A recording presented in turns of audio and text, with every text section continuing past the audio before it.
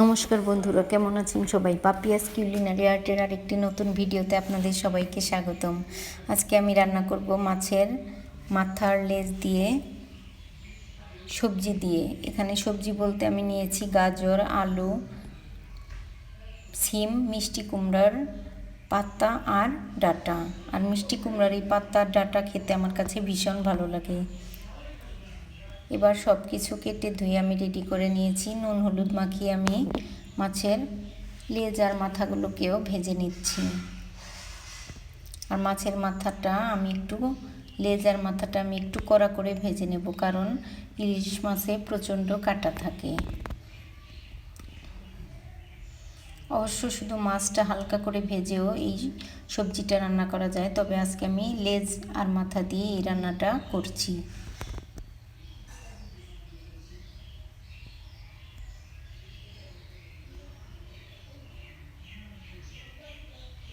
এবার মাছের মাথাগুলো ভাজা হয়ে গেছে, আমি তেল থেকে তুলে নিচ্ছি।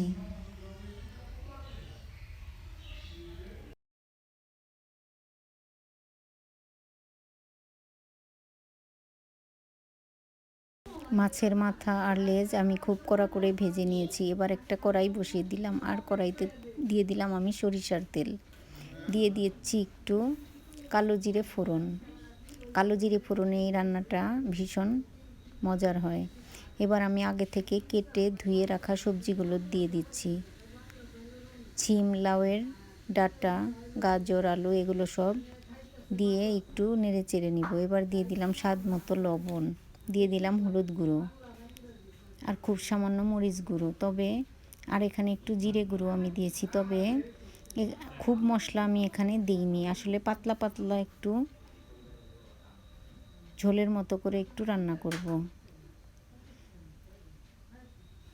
এবার মশলার সাথে সবজিগুলোকে নেড়ে চেড়ে একটু ঢেকে দেব। অন্যান্য সবজিগুলো সেদ্ধ হলেও লাউয়ের ডাঁটাটা সিদ্ধ হতে একটু সময় লাগে। এবার দিয়ে দিলাম কাঁচা লঙ্কা, মাঝখান থেকে চেরা কাঁচা লঙ্কা। আর সবজিগুলো কষানো হয়ে গেছে। এবার সব ডাঁটা সবজি কষিয়ে আমি দিয়ে দিলাম সেই আগে থেকে কেটে ধুয়ে রাখা মিষ্টি কুমড়ার পাতাগুলো। মিষ্টি কুমড়ার পাতাগুলো দিয়ে আমি কিছুক্ষণ নেড়ে চেড়ে রান্না করে নেব। তারপর আমি জলটা দিয়ে দিব।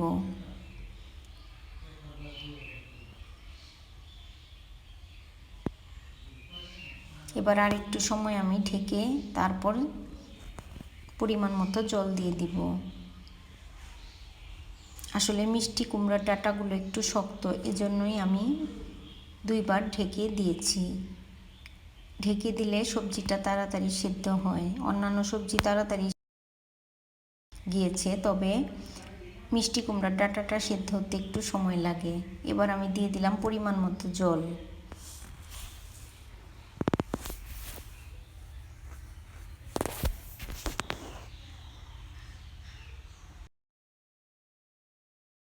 আমি আর একটু জল দিয়ে দিব।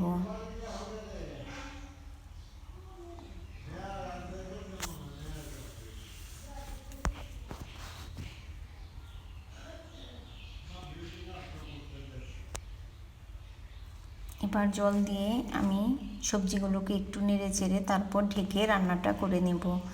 তো বন্ধুরা, আমার আজকের এই ভিডিওটা কেমন লাগলো অবশ্যই জানাবেন। যদি ভালো লাগে তবে আমার ইউটিউব চ্যানেলটি সাবস্ক্রাইব করার অনুরোধ রইল। আর যারা ফেসবুক থেকে দেখছেন তাদেরকে অনুরোধ রইল আমার ফেসবুক পেজটি ফলো করার।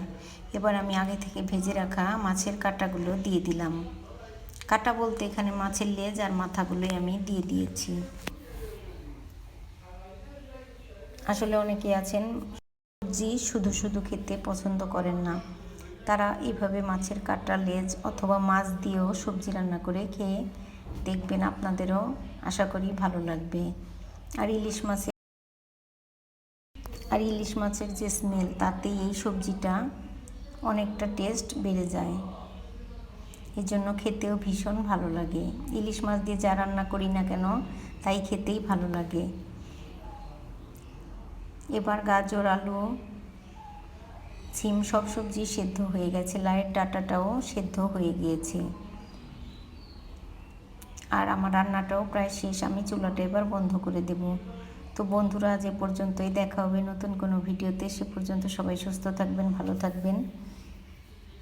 ভিডিওটি দেখার জন্য সবাইকে অসংখ্য ধন্যবাদ। এবার আমি গরম গরম গরম ভাতের সাথে এই রান্নাটা পরিবেশন করব। এজন্য আমি একটা বলে তরকারিটা ঢেলে নিয়েছি। তো বন্ধুরা, সবাই ভালো থাকবেন, সুস্থ থাকবেন।